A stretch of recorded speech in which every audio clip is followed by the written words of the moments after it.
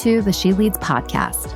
I'm your host, Adrienne Garland, CEO and founder of She Leads Media, a global media company dedicated to the advancement of women leaders and entrepreneurs worldwide.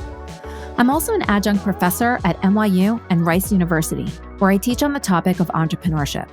I'm a mom to two wonderful young men and married to my best friend from college.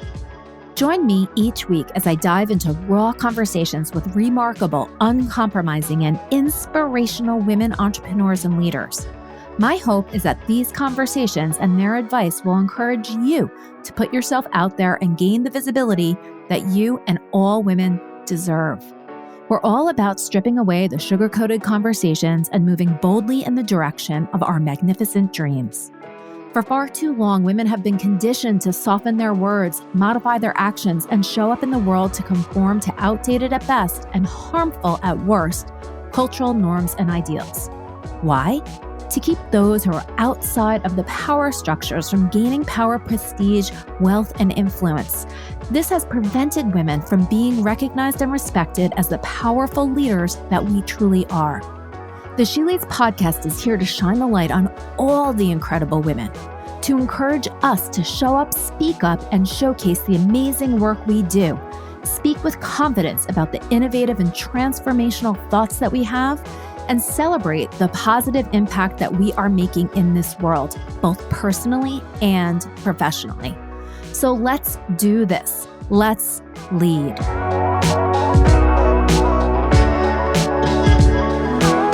I'm so excited to welcome our next guest to the She Leads podcast. His name is Guillermo Salazar, and he's a renowned family business consultant and global speaker who brings invaluable insights into effective family business governance and communication, empowering enterprises for success. Welcome to the She Leads podcast, Guillermo. Thank you very much, Adrienne.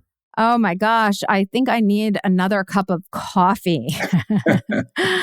But listen, hey, this is what it's about. It's not about perfection, right?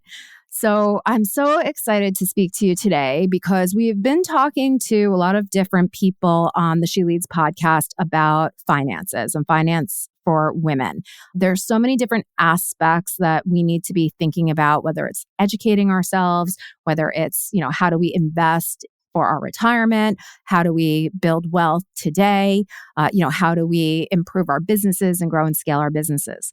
And this conversation is coming at finance from a little bit of a different angle that I love.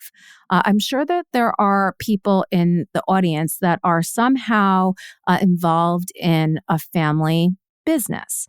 And there are so many different considerations when you are involved in that. How are you involved? What is the planning for the future? What is, the legacy that you want to leave? So this is what we're going to be talking about today. So Guillermo, can you kind of take us back, introduce yourself a little bit and take us back to how you got into just helping people with family businesses from the beginning? Absolutely, and thank you very much for the invitation. Yes, I'm devoted to help families in business because I come from a family business. I'm part of a family business that no longer exists. It was originally founded in Venezuela, where I come from. Right now, I live in Houston. And that was a family business related with the construction business. And eventually, all the situations in Venezuela made us close the company because there were no conditions for that. But even though I think that the environment was not a good place, was not a good one for our business, we still had some issues as a family that lead us to not be prepared to be flexible enough to have the right decisions on what to do with the circumstances that we were facing. So saying that, in a moment of my life, I tried to look for a different way of understanding how these organizations and how the dynamics of the family impacted on the decisions of the business. So I started to make a MBA. And in one of the phases of the final work of the presentation of the final work of the grade, I found this family business issue, and I started to research, and I found that there is a huge number of family business in the world. Yeah. So, as you mentioned, that probably most of your audience somehow is related with the family business. I can bet you that at least 75% Mm, are somehow related with a family business. And when mm, I say somehow, it's because probably, let's say, okay, my father has a business, but I'm not involved in that. yeah. But guess what? Probably you will inherit the ownership of that Yes. business somehow. And they, oh my God, yeah, you're right. So somehow I'm related with the business. Yes, you are related with the ownership somehow. Yeah. Maybe not today, but tomorrow. But your father have an option. What about if he decides to sell the business instead of giving it to you? Mm, So that's something that could happen. Or maybe he can say, okay, let me train my daughter to let her know how to be a responsible owner. I don't yes. need her to run the business. I don't need maybe to manage the business, but I need her to be a responsible owner because this business is really making money. Yeah. So those are the kind of situations that we can find when we talk to people that say, I'm not related with the family. You are related with the family business, probably, Yeah. somehow. Maybe your husband, maybe someone who is close to you, but the connection goes farther than just managing the business. Yeah, it's funny. You're right. In thinking about it, as you were just talking, I'm like, well, I'm even involved in a family business because my husband has a business and my two boys at this point in their lives really don't want anything to do with it. So at a certain point, we're going to have to decide, is this something that my husband sells or is this something that he maybe turns over to his partner's kids? And how does that all work? The other thing that I think might really resonate with people is, just because it is what it is, women tend to outlive men. And so if you are married to somebody who has a business and you're not involved in the day to day, this is something that you really need to start thinking about, and things could happen at any time. You want to make sure that if you are faced with the situation of having to, take over the business or even, take it over so that you can close it down or sell it, you want to be prepared. So, what are some of the things that you sort of advise people on? And do they come to you at a point where they're like, oh my gosh, I don't know what to do? Or is this something that you try to proactively start to have conversations like this with people that are thinking about, sort of what to do should something happen or if they want to sell the business or retire? Yeah, well, at our company, at the business of consultancy, we really make a huge effort on trying to convince people to be prepared for situations like that. Mm, But I will tell you that 95% of the cases that we receive are people that are already involved in a situation that they need to make a decision. mm, So be preventive is an option, but usually we don't do that. mm, So what we try to help families that come to us with a situation that or a conflict that they need to solve mm, is to ask them the real question, which is, do you really want to keep on going together? Because there are solutions that mm. will help you to deal with the fact that maybe you are not capable of working together.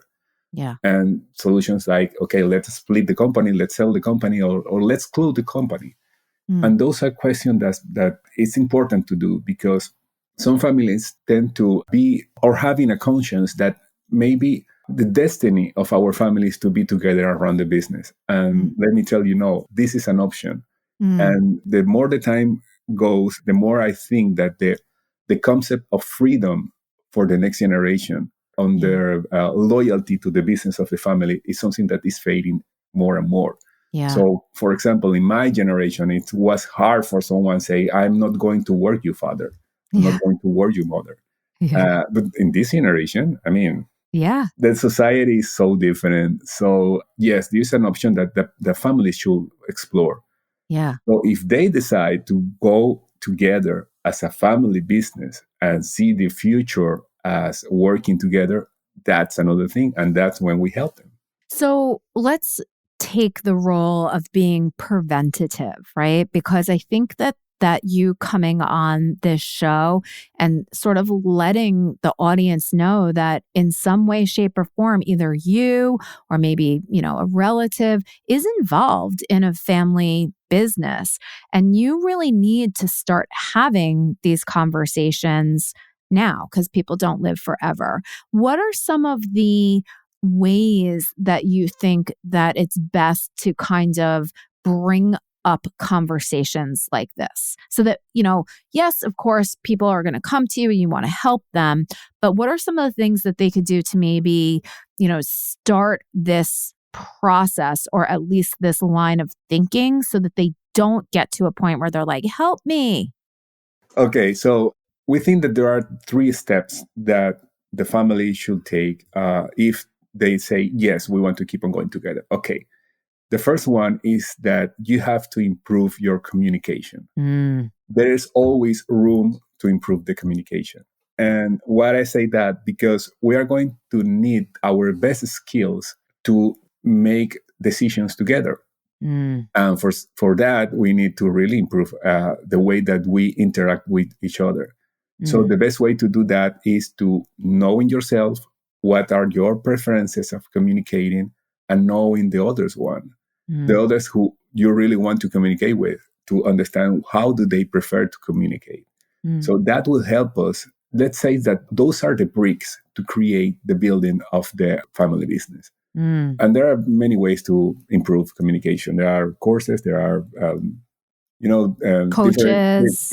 Coaches. You have, so we better start with that first step. The next one is that you should define what's the purpose of your family business. And when I talk about the purpose, I'm not talking only about thinking on the business, on what do we do on the day-to-day basis of our business. We are thinking about the legacy that you want to leave to the next generation. Why do you want to do this? What are you expecting for the next generation to get involved in somehow? What's the message that you want to transmit to your next generation? I love this that. Is how we define the purpose. How do a family find the purpose?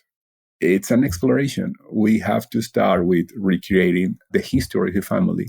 We need to understand what's our identity, what are the values that we share as a family business.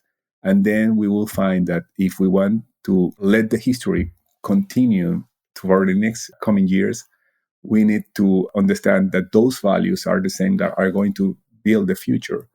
Saying that if we can imagine the kind of family, the kind of ownership, and the kind of business that we want for the future, we will find what are the elements that will inspire us and the next generation.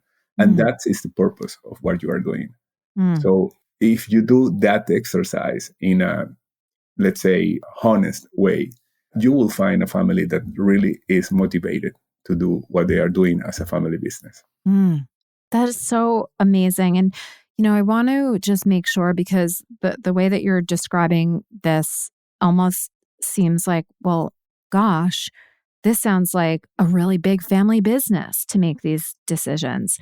When you're talking about this can be any size business, correct? Yes. I will say that size doesn't matter in this concept, but I think that time is the one that matters. We need time to, settle some values, to let the business be a real enterprise in terms of giving value to the community, that people can identify the family reputation related with the business. And that takes time. It doesn't take size.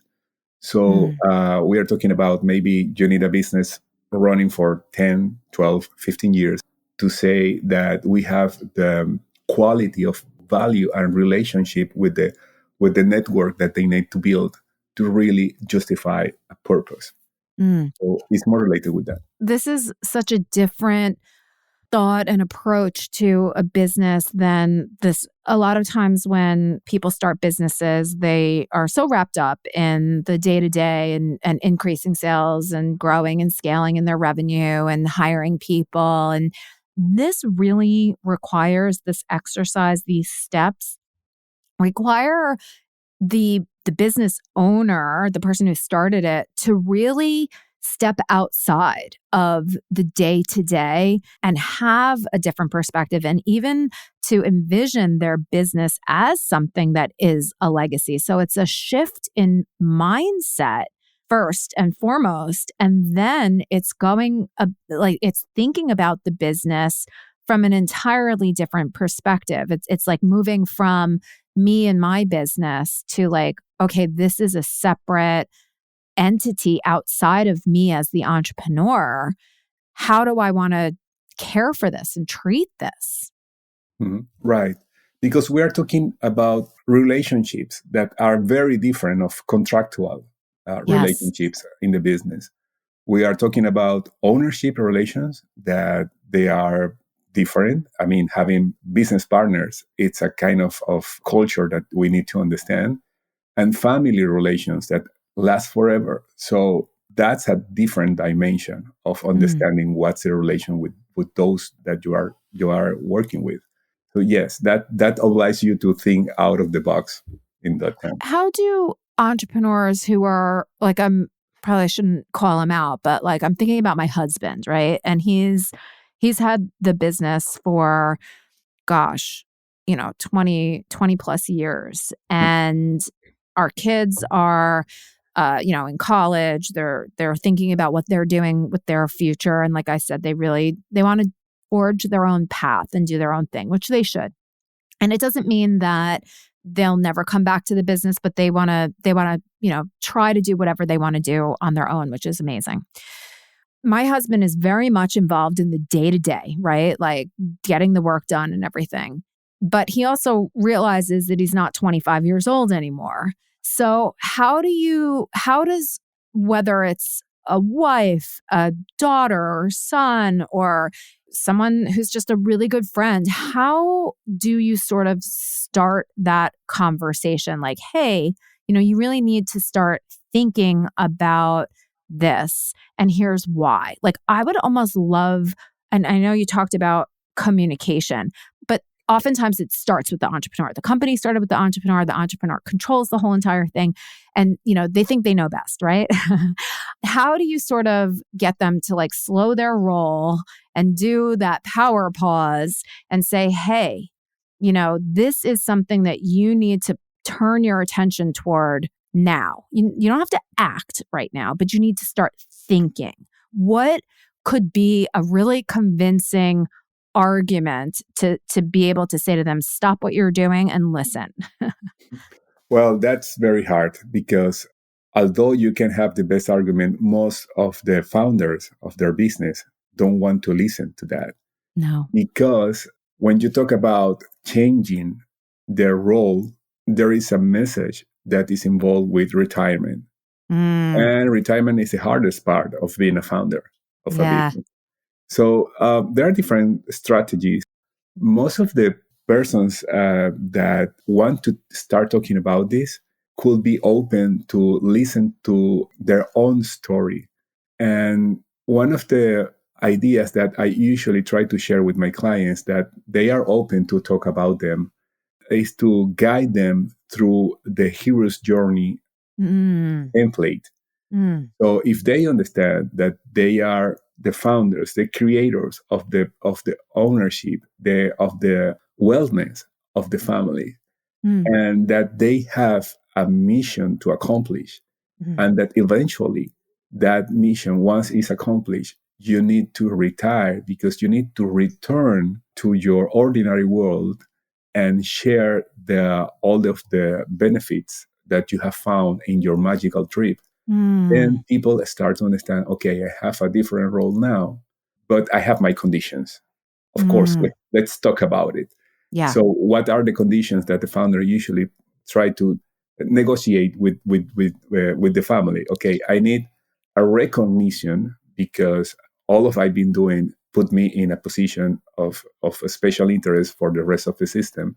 Yep. And I need you to receive the legacy I want to give you. So the legacy usually is more than just, here are the keys of the business and here's my checkbook and do whatever you want. No, I want you to share what I have learned in this life. So Those are the conditions that usually they put. And if they are willing to do that, and I invite them to think about it, because this is your journey. Your journey has a start and an ending. And the more that you think about that you need to complete your journey in this final phase, the closer you are going to be to self-realization. Oh my gosh. And that's the way that usually I try to convince them.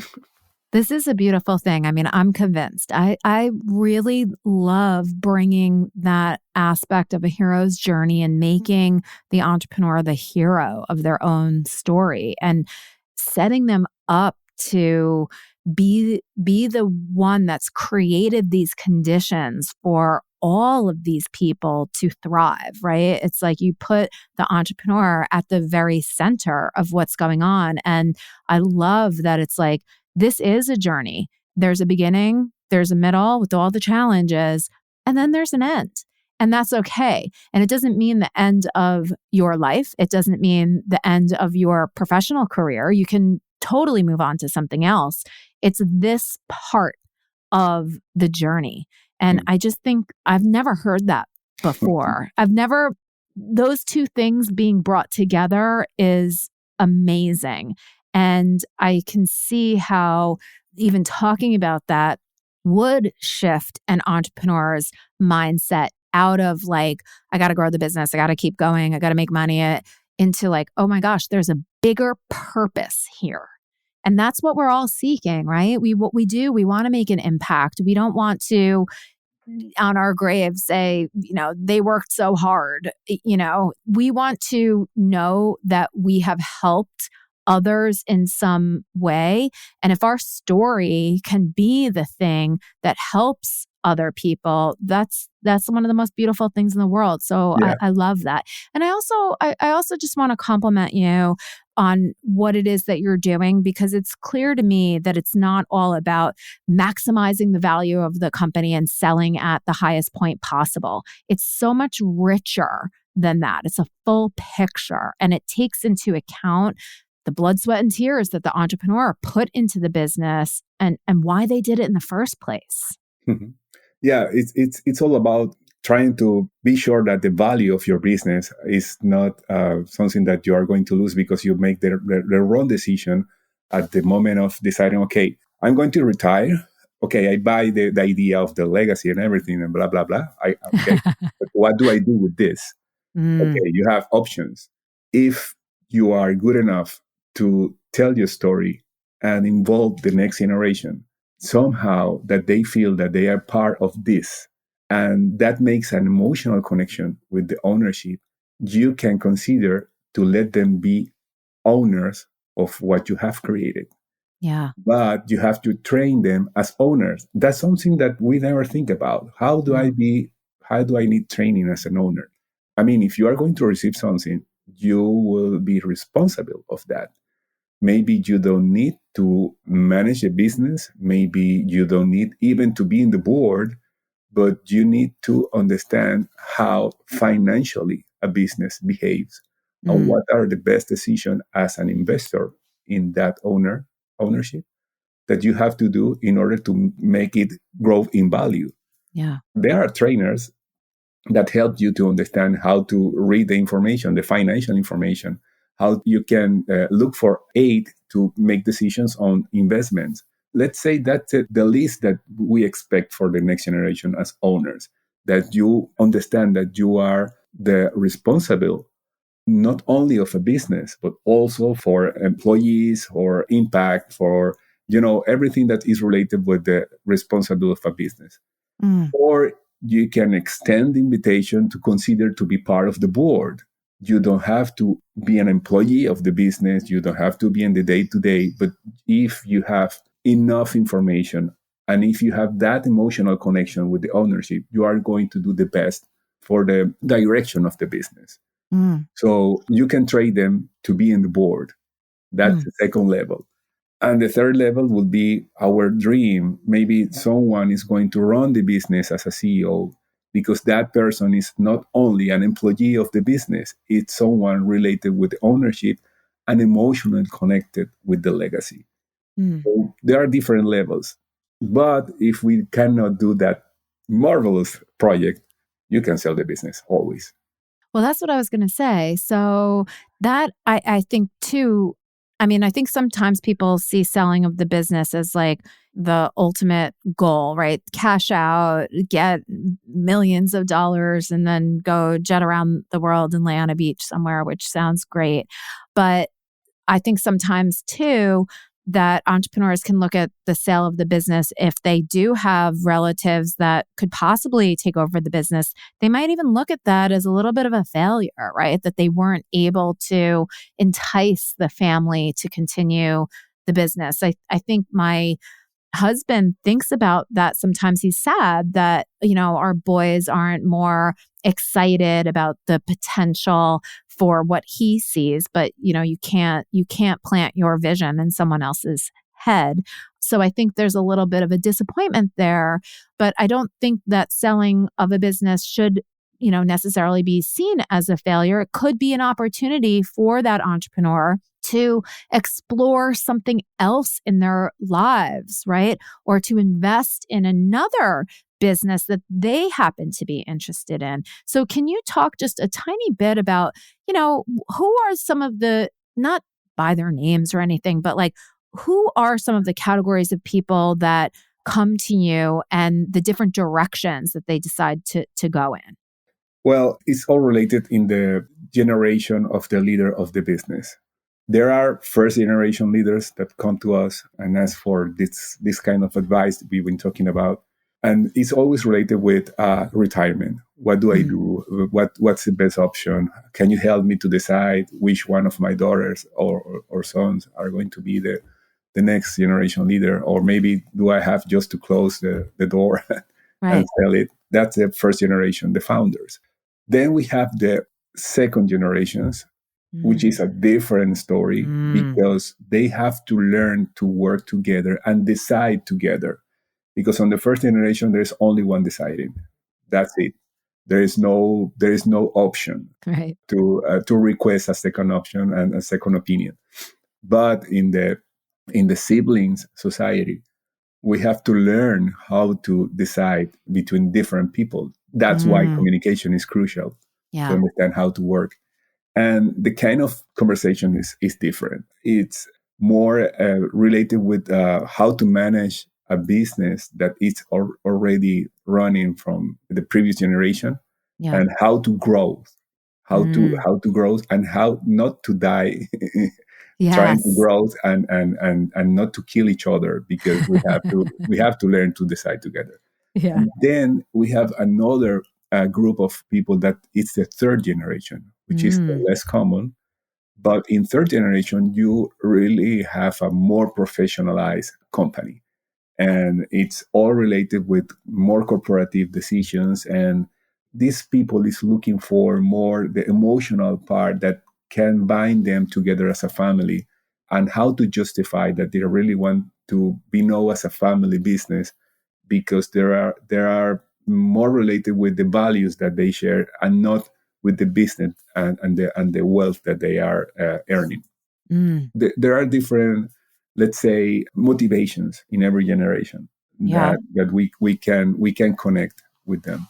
Yeah, it seems like in one way, it gets farther and farther away from the, like the family ties and becomes a more professional, quote unquote, business.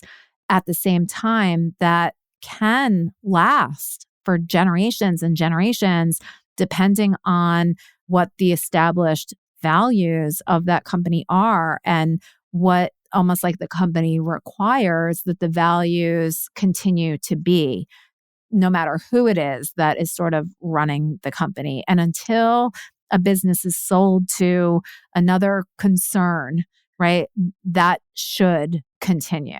Yeah. I love this so much because small business ownership, starting it's so exciting. There are so many reasons why people would want to start it. And the ability to start a business today is easier than it's ever been. So I know that there are so many different considerations now, like maybe with some digital businesses, it doesn't have as much of a, like a personal family connection. But I just think that this is something that all entrepreneurs at a certain point really need to start thinking about, asking questions, researching, networking with others who are in a similar type of role so that they don't feel like they're alone in making a decision like this. What are some resources that you suggest? Like, let's say in the audience, you've got an entrepreneur that has her own family business and is thinking about how she passes it on to the next generation. Or maybe, there's somebody in the audience that they're involved in a family business. What are some resources that you suggest to just kind of get people, thinking about this? Well, I have a book that I wrote about all of this. Yes. You can find it in Amazon. It's A Road to Triumph in Family Business. I love it. Those are the steps that you have to follow. Depending on the generation that you will identify your own family business, you will see what you need to do. But by the end of the day, it's all related with communicating, learning how to communicate, how to define the purpose, and how to set the rules. Because once you have defined that purpose, you need to define with the others what you can do and when you cannot. Yes. So if we want to reach that goal, there is a path that we have to walk together, and there are rules for that. So that's the final part that you need to set with your family if you have that purpose defined. I love this. So everything, you will find it in that book. Amazing. This is so great. I cannot wait to pick it up. I'm going to get it as soon as we kind of hang up from here. If people do want to take the next step and, just talk to you, have a conversation, how can people get in touch with you? Well, I have a webpage. There is a single format that you can fill for communication. It's my name, guillermosalazar.com. I can send you the links for the podcast, but that's the best way to get me. Or you can also go to LinkedIn. I'm very active there in that social media. So that's amazing. We will put all of that in the show notes. And I just want to say thank you again for coming on the podcast and sort of opening our minds to other aspects of the entrepreneurial journey that we don't often think about, but it's certainly, part of it. And for just educating us on all of the different considerations that we need to be thinking about when we're either, involved in a family business or we've created our own family business. I really appreciate your time and your expertise. And thank you so much for being a guest on the She Leads podcast. And thanks again for the invitation, Adrienne.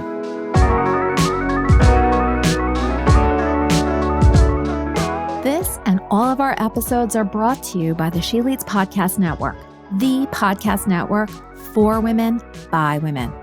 Thanks so much for listening to the She Leads podcast. If you enjoyed this episode and you'd like to help support us, please share it with others, make a personalized post about what you took away on social media, and please leave us a rating and review on Apple Podcasts. This helps our guests and our show to continue to gain visibility and traction. To learn more about how She Leads Media helps women to gain visibility, you can follow us on Instagram at She Leads Media, or you can head on over to sheleadsmedia.com. If you'd like to network with me and other amazing women, don't forget to join us each year for the She Leads Live conference. Thanks again, and we'll see you soon.